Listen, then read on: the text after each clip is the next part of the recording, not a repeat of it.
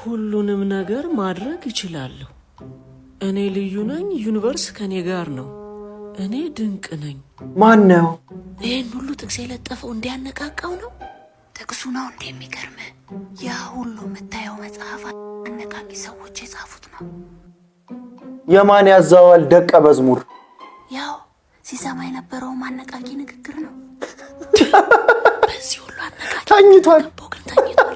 የተኛውማ ከጁስ ጋር ቀላቅዬ እንቅልፍ ኪኒን ሰጥቼው ካልሆነ ዶክተሩ ጋር እሺ ብሎ አይሄድም። ቆይ ምን ሆኖ ነው እሱ በዚህ እድሜው ካልተገፋው አሮጥ ካልተቀሰቀስኩ አልነሳም ያለው? ምን አውቃለሁ። ጭራሽ 23ኛ ዙር ድረስ የማነቃቂያ ስልጠና ወስዷል። አነቃቂዎቹንም ተስፋ አስቆርጧቸዋል። አክሽን ውስጥ ለሚገባ ሰው እኮ አንድ ቃል በቂ ነበር።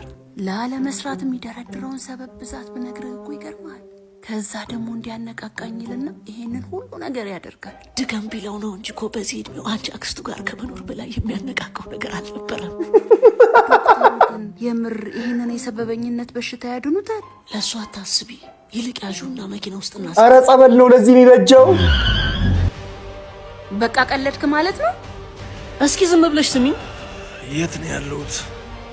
ሆስፒታል። ይኸውልህ ሰበበኝነትን የሚያክሙልህ ዶክተር ጋር ይዘን መተን ነው። ዶክተሩም እኛ ናቸው። የኔ ቢጤው አንተ ነህ። እሳቸው በላዋቸው ራሳቸውን እያስተዳደሩ ላስተዋላቸው ደግሞ ያንተ ቢጤውን ሰበበኛና ሰነፍ ትውልድ የሚያክሙ ዶክተር ናቸው። እርጅናና ድህነት አብዝቶ ቢያጎሳቁላቸው፣ አይናቸው እይታን፣ እግራቸው መራመድን ቢከለክላቸውና ላለመስራት ሰበብ መደርደር በሚችሉበት ሁኔታ ውስጥ ቢሆኑ እንደሚሸጡት ጧፍ ነዶ ላለማለቅ ከእድሜያቸው ጋር እየታገሉ ቦሌ መድኃኔዓለም ቤተክርስቲያን ጀርባ ተቀምጠው ጧፍ የሚሸጡ ጀግና አባት ናቸው። ከኛ አባት በላይ ሰበበኝነትን የሚያክሙልህ ዶክተር የሚያነቃቃ ሞቲቬሽናል ስፒከር አሳየኸኝ። ሲወለድ የሚስቅ ሕፃን አሳየሃለሁ። አመሰግናለሁ ጓደኛዬ። ምስጋናህን ያዘው። አንድ ጧፍ በ10 ብር ነው የሚሸጡት። ሄድና በ10 ሺህ ብር አንድ ጧፍ ገዝተህ የታከምክበትን ከፍለህ ነው።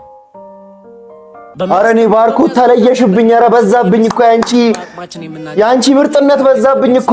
ፐርፐዝ ኦፍ ላይፍ የገባቸው ሰው ናቸው። ታገኟቸው አደራ ጧፍ በመግዛት አበረታቷቸው። በጣም ሰማ ነው አነቃቂ። አሁንም አልተነቃቃም። እስቲ ባርኮት የሚመቸው ኮሜንት ላይ ፕሊዝ